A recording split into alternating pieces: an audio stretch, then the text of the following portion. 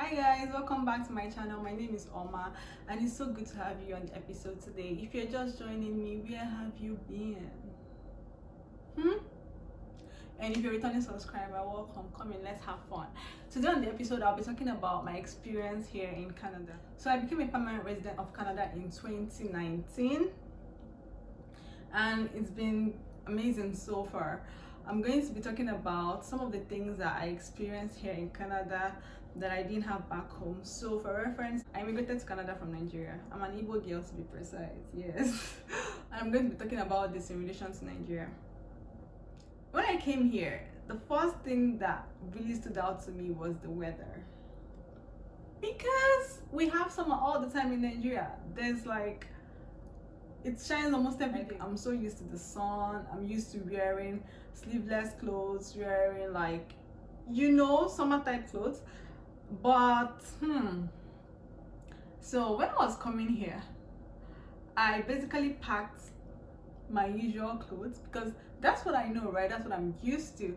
So I packed my clothes coming to Canada and I met the shock of my life. The cold was like, nope sis, not here. It was cold and it wasn't even that bad. It was like 12 degrees Celsius or 15 degrees Celsius, I don't remember, but it wasn't that bad. My Nigerian self was like, oh my god, that's cold.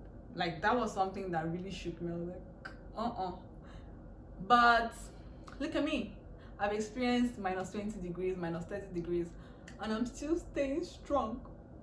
I guess the human body just adjusts. The human body has a way of coping with new things, so my body is coping and adjusting. Yeah, and I'm here. That's one of the major things that stood out to me when I came into Canada. The second thing is how expensive things are. If you come to Canada as an African, as a Nigerian, you're going to be willing to be flexible.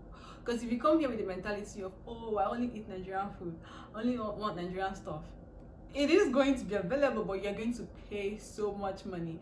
You're going to learn how to cut down your expenses when you come over here because things are just so expensive. I cannot even begin to talk about how expensive things are. It was not what I figured because like back home or people are seeing you in Canada and you're like, oh, you're balling, you're making so much money and all of that. I mean, you make money, that is true, but then you spend money too. It's really expensive. I'm not even going to start going into details of how expensive things are. Again, this is in relation to living back home in Nigeria. Things are way more expensive here. What am I even going to use for an example?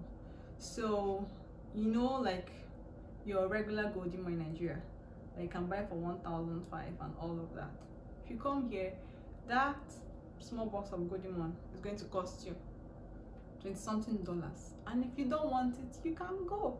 I don't know why it's that expensive. I think it has to do with like the cost of bringing it here and all of that. But if you come here, you have to be very flexible. If you're not, then you're going to spend a lot of money. You're going to have an open mind towards trying other things, towards trying local dishes, things that are readily available. So that's one part. Another thing is the food. The food is just so different. Like Nigerian food is spicy. The food here is not spicy.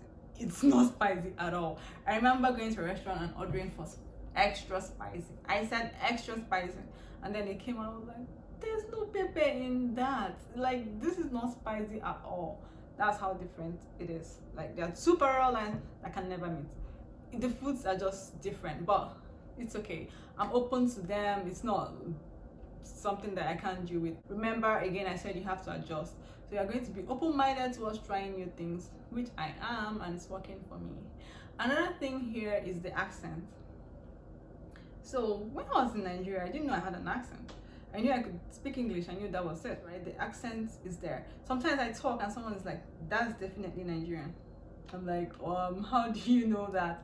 So people can easily actually tell you apart with your accents, and that's something that I really never did notice when I was in Nigeria. I was like, I speak English and I go my way. I didn't know I had an accent or not. So that's something that stood out for me too. Something that stands out is taxes.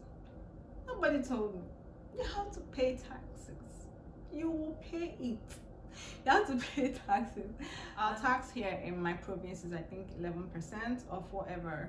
So whatever you're buying, you're going to pay a tax of 11% of the original worth of that thing, whatever it is at all. You're going to pay like 11% of that thing as the tax. So yeah, you have to always factor in the tax. Like, the tax is a big deal. And after that, you also have to file taxes every year, I think. Yeah, you have to file tax. If you have an excess, the government reimburses you, which is a good thing. But yeah, there is that part of it. Taxes, nobody told me, but you have to pay it. Yeah. But generally though, my experience so far has been good. I really appreciate the country. I love that things work, and it's been wonderful. It could have its ups and downs.